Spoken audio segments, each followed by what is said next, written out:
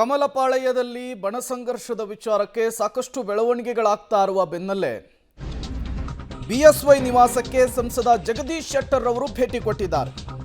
ಪಕ್ಷದ ಸದ್ಯದ ಬೆಳವಣಿಗೆಗಳ ಬಗ್ಗೆ ಮಹತ್ವದ ಚರ್ಚೆಯಾಗಿದೆ. ಇತ್ತೀಚೆಗೆ ಪಕ್ಷದಲ್ಲಿ ಕೆಲವು ಘಟನೆಗಳು ನಡೆದಿವೆ.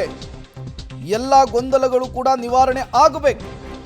ಪಕ್ಷ ಸಂಘಟನೆ ಮಾಡಿಕೊಂಡು ಒಗ್ಗಟ್ಟಿನಿಂದ ಕೆಲಸವನ್ನ ಮಾಡಬೇಕು.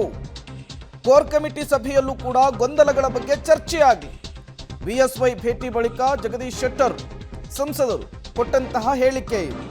ಇವತ್ತು ಬಿಎಸ್ ಯಡಿಯೂರಪ್ಪ ಅವರ ನಿವಾಸದಲ್ಲಿ ಬಿಎಸ್ ಯಡಿಯೂರಪ್ಪನವರನ್ನ ಭೇಟಿಯಾಗಿ ಬಂದ ನಂತರ ಸಂಸದರಾಗಿರುವಂತಹ ಜಗದೀಶ್ ಶೆಟ್ಟರ್ ಅವರು ಮಾತನಾಡಿದ್ದು ಹೇಗೆ?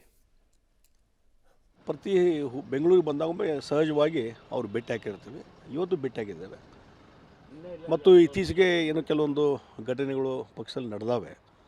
ಈ ಎಲ್ಲ ಗೊಂದಲಗಳು ನಿವಾರಣೆ ಆಗಬೇಕು ಮತ್ತು ಸರಿಯಾದ ರೀತಿಯಲ್ಲಿ ಪಕ್ಷದ ಸಂಘಟನೆ ನಡ್ಕೊಂಡು ಹೋಗ್ಬೇಕು ಅನ್ನೋದ್ರ ಬಗ್ಗೆ ಒಂದು ಸೌಹಾರ್ದ ರೀತಿಯಾದ ಚರ್ಚೆ ಅವ್ರ ಜೊತೆ ಮಾತಾಡಿದ್ವಿ. ಅವ್ರದ್ದು ಅದೇ ಉದ್ದೇಶ ಇದೆ. ಯಡಿಯೂರಪ್ಪನವ್ರದ್ದು ಎಲ್ಲ ಪಕ್ಷ ಸಂಘಟನೆ ಮಾಡಿಕೊಂಡು ಒಗ್ಗಟ್ಟಿನಿಂದ ಎಲ್ಲ ಕೆಲಸ ಮಾಡೋಣ ಅನ್ನುವಂಥ ಮಾತನ್ನು ಅವ್ರು ಹೇಳಿದರು.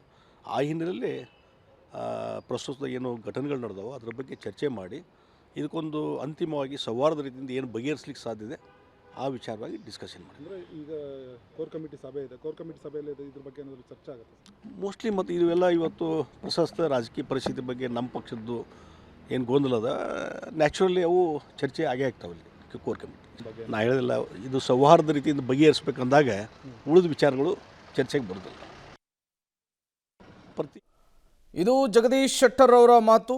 ರಾಜ್ಯ ಬಿಜೆಪಿಯಲ್ಲಾಗ್ತಾ ಇರುವಂತಹ ಬಣ ರಾಜಕಾರಣ, ಹೇಳಿಕೆಗೆ ಪ್ರತಿ ಹೇಳಿಕೆ, ದೂರಿಗೆ ಪ್ರತಿ ದೂರು, ಎಲ್ಲದರ ಬಗ್ಗೆಯೂ ಕೂಡ ಬಿ ಎಸ್ ಯಡಿಯೂರಪ್ಪ ಜೊತೆಗೆ ಮಾತನಾಡಿದ್ದೇನೆ. ಎಲ್ಲವೂ ಕೂಡ ಶಮನ ಆಗಬೇಕು ಅನ್ನೋದು ನನ್ನ ಆಸೆ ಕೂಡ ಅನ್ನುವಂತಹ ವಿಚಾರವನ್ನು ಪ್ರಸ್ತಾಪಿಸಿದ್ದಾರೆ. At the same time core committee ಮೀಟಿಂಗ್ನಲ್ಲೂ ಕೂಡ ಈ ವಿಚಾರ ಪ್ರಸ್ತಾಪವಾಗಿ ಬಣ ರಾಜಕಾರಣ ಬಗೆಹರಿದ್ರೆ ಆಡಳಿತ ಪಕ್ಷದ ವಿರುದ್ಧ ಮುಗಿಬೀಳಲಿಕ್ಕೂ ಕೂಡ ಹೆಲ್ಪ್ ಆಗುತ್ತೆ ಅನ್ನುವಂತಹ ಮಾತನಾಡಿರುವಂಥದ್ದು.